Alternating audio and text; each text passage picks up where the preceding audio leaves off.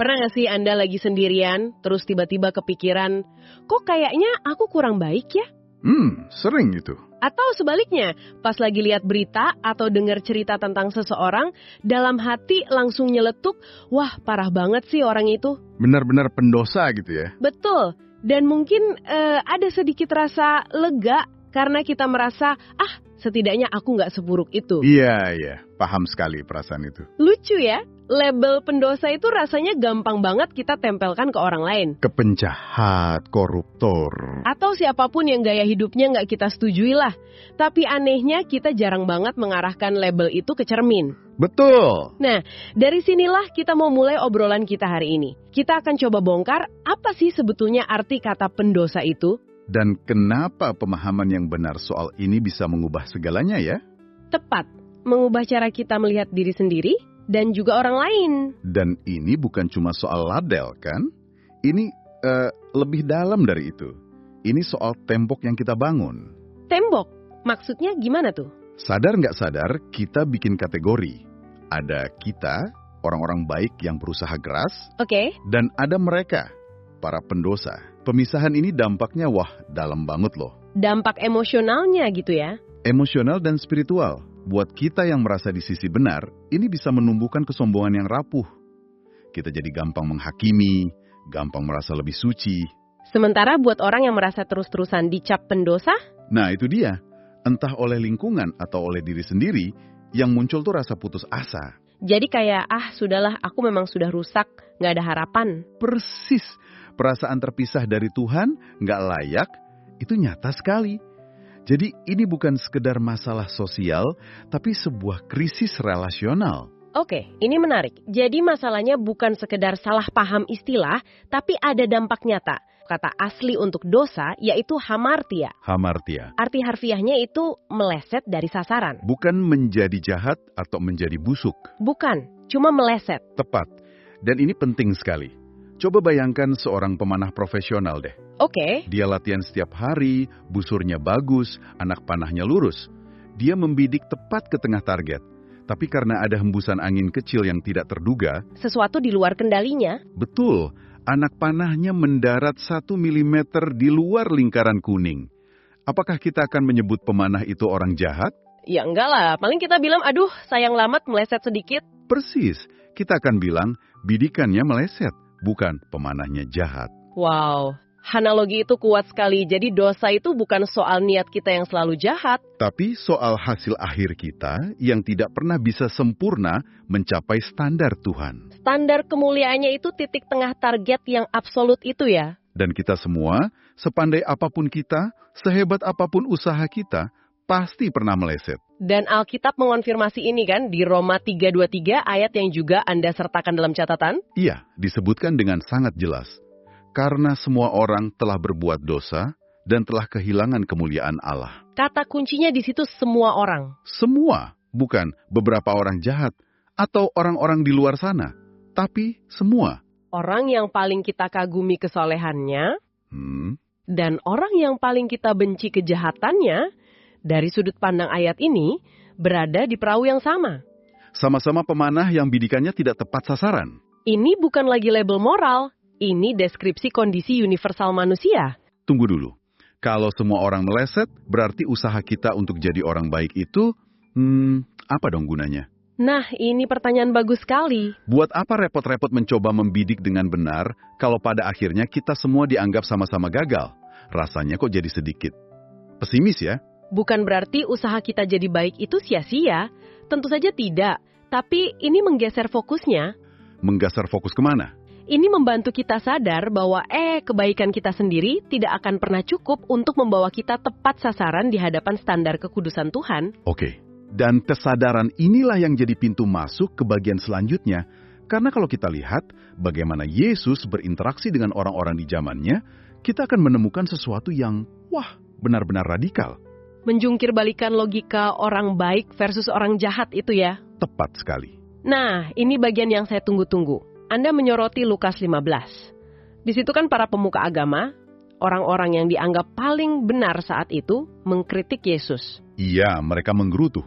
Kenapa? Karena Yesus kedapatan makan bareng orang-orang yang dicap sebagai pendosa dan pemungut cukai. Kalau kita baca sekarang mungkin kedengarannya biasa saja ya.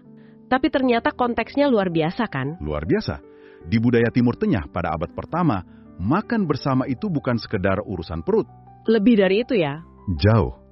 Makan bersama itu sebuah deklarasi penerimaan, persekutuan, dan solidaritas.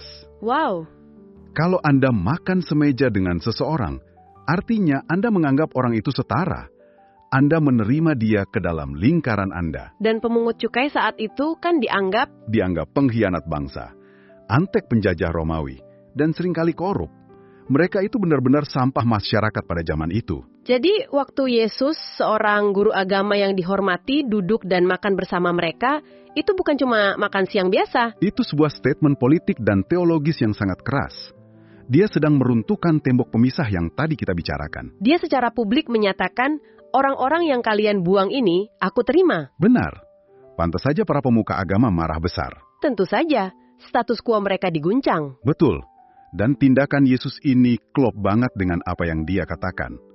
Ini membawa kita ke Matius 9:12-13. Mendengar omelan orang Farisi, versi pertama bilang, bukan orang sehat yang memerlukan tabib, tetapi orang sakit.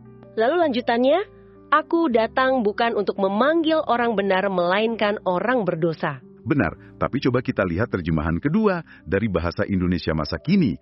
Yang ini bunyinya sedikit beda tapi maknanya jadi lebih dalam. Orang yang sehat tidak memerlukan dokter, hanya orang yang sakit saja. Dan bagian keduanya, Sebab aku datang bukan untuk memanggil orang yang menganggap dirinya sudah baik, melainkan orang yang dianggap hina.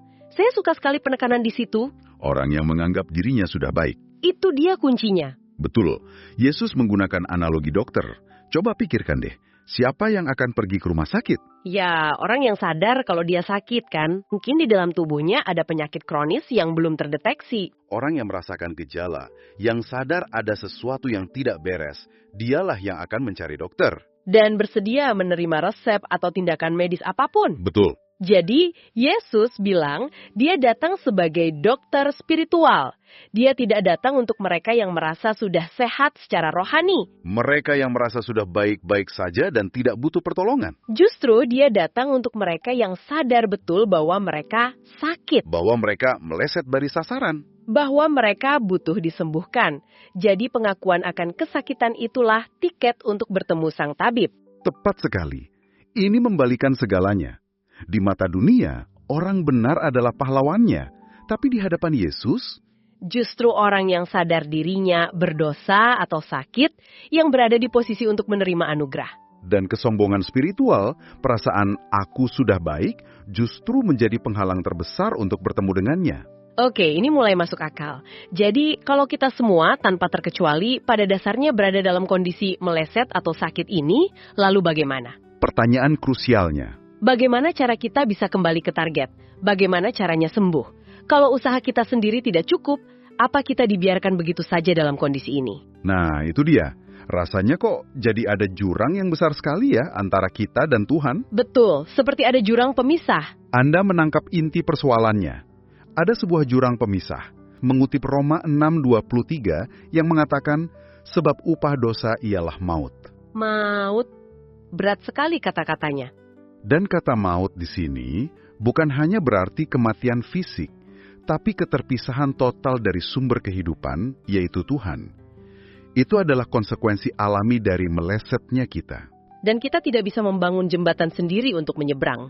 Usaha manusia sebaik apapun tidak bisa. Jembatan itu harus datang dari sisi seberang, Dari sisi Tuhan, dari sisi Tuhan. Dan inilah kabar baiknya, jantung dari iman Kristen yang dijelaskan dalam ayat-ayat yang Anda kumpulkan. Yohanes 3:16-17 ya. Mari kita lihat ayat itu.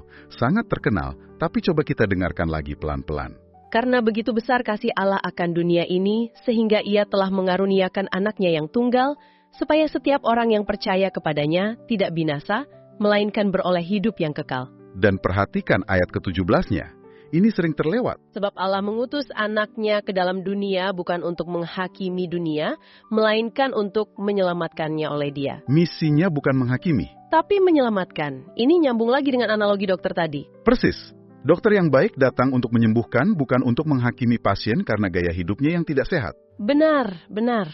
Dan Roma 5 ayat 8, ayat lain yang ada stabilo, memberikan detail waktu yang paling krusial dan mengharukan. Akan tetapi, Allah menunjukkan kasih-Nya kepada kita oleh karena Kristus telah mati untuk kita. Kapan? Ketika kita masih berdosa. Wow. Justru di saat itu. Ketika kita masih berdosa. Bukan setelah kita bersih-bersih, bukan setelah kita jadi orang baik. Bukan setelah kita berhasil mengenai sasaran. Justru saat kita masih dalam kondisi meleset itu. Itu adalah inti dari anugerah atau kasih karunia. Pertolongan itu tidak datang sebagai upah atas perbaikan diri kita. Tapi sebagai hadiah cuma-cuma. Saat kita berada di titik terendah. Kematian Yesus di kayu salib adalah tindakan di mana Tuhan sendiri menyeberangi jurang itu.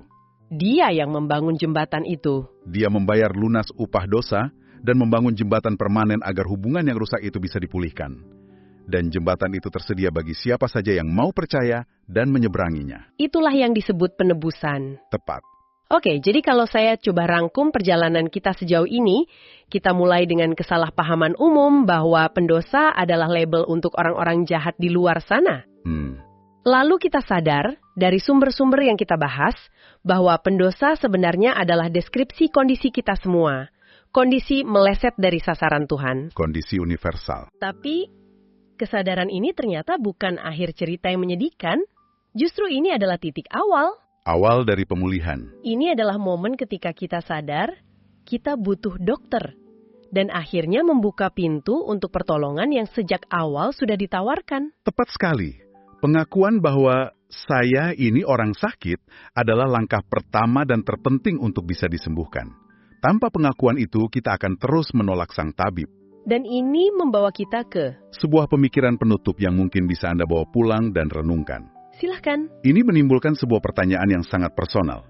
Jika kita semua, Anda dan saya, dan semua orang di sekitar kita, pada dasarnya berada di perahu yang sama. Sama-sama pemanah yang meleset. Sama-sama pasien yang membutuhkan tabib, bagaimana seharusnya kebenaran ini mengubah cara Anda memandang diri sendiri saat Anda gagal atau berbuat salah? Apakah Anda akan terus menghukum diri sendiri? Atau Anda akan lebih cepat lari ke dokter? Itu pertanyaan pertama. Dan mungkin yang lebih penting lagi, bagaimana ini seharusnya mengubah cara Anda memandang dan memperlakukan orang lain? Terutama mereka yang mungkin menurut standar Anda telah meleset jauh lebih parah daripada Anda. Oke. Apakah tembok penghakiman itu masih akan sekokoh sebelumnya? Atau jangan-jangan tembok itu mulai retak dan digantikan oleh jembatan belas kasih? Karena kita sadar. Karena Anda sadar, kita semua sama-sama butuh anugerah yang sama. Oke. Mari terus belajar dan bertumbuh bersama. Tuhan Yesus memberkati.